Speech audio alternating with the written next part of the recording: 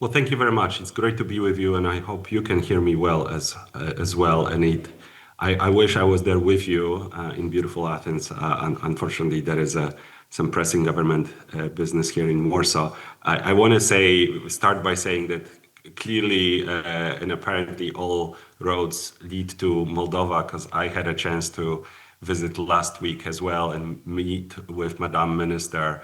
And I just wanted to also recommend for all of the guests to visit this dynamic country that is going to boom with the 1.9 billion of euro funds that Madam Prime Minister mentioned.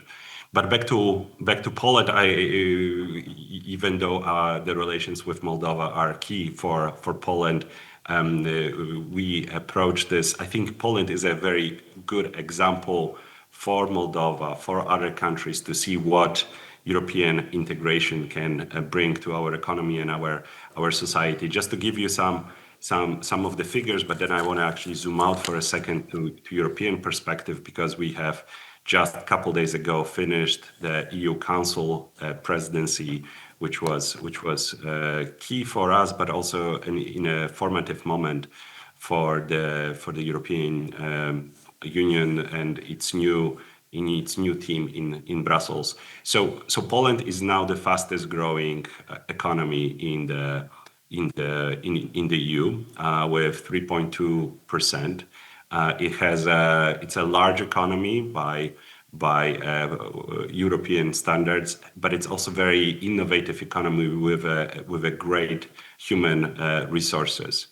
Lots of people who are very well educated, so the growth in the IT business is very strong, and it's at the edge of stability in Europe, which gives we border Ukraine as well.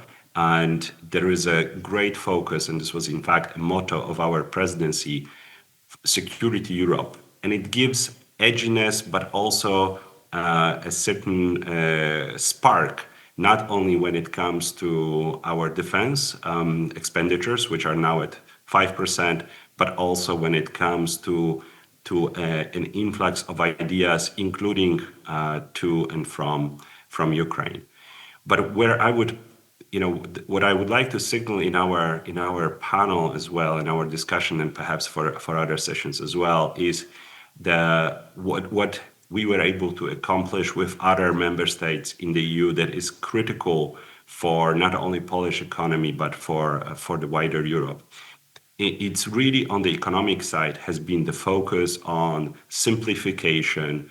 In our case, in Poland, deregulation, where the government have gone through a very rapid process of cutting red tape domestically.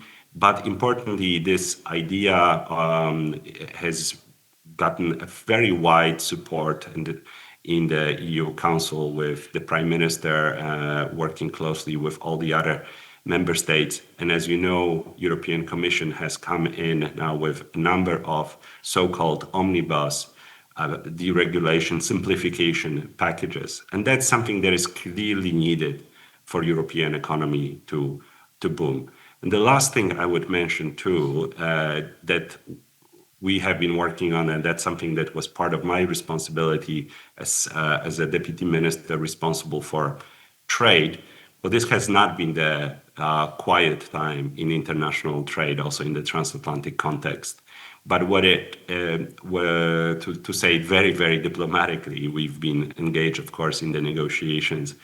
But I wanted to focus, on the sort of intra-European element that it produced, because of course it created challenges economically, geopolitically, but it gives us an impetus as Europeans, as leaders in the Council, especially perhaps, to focus on Europe's superpower, which is our single market.